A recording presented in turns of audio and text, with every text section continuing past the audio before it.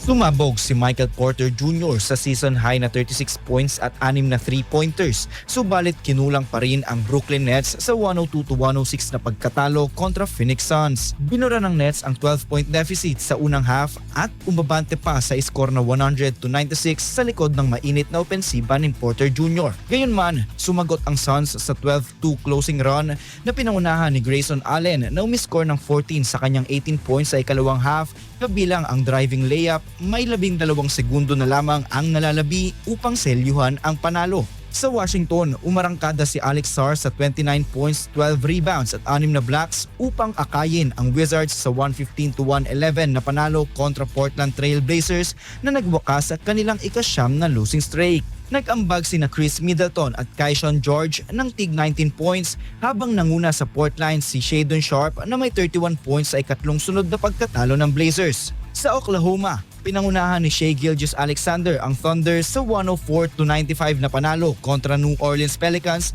matapos magtala ng 29 points.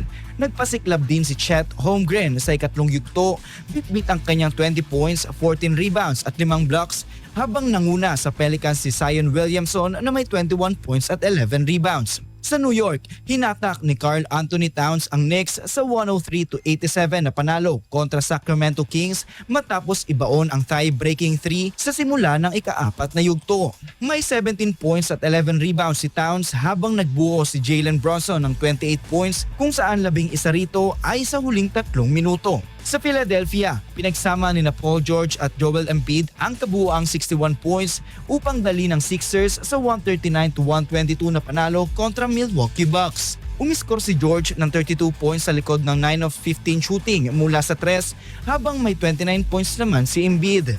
Para sa Bucks, nanguna si Miles Turner na may 31 points ngunit hindi pa rin nakuha ang panalo sa pagkawala ni Giannis Antetokounmpo.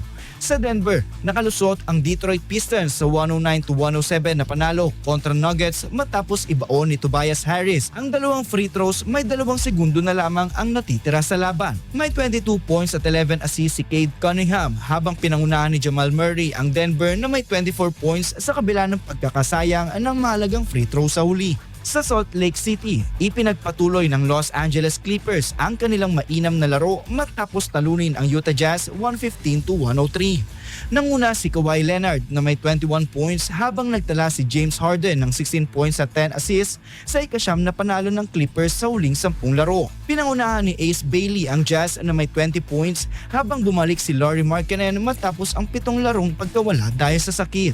Ako, si Jonas Lavarias, Abante Sports, now na.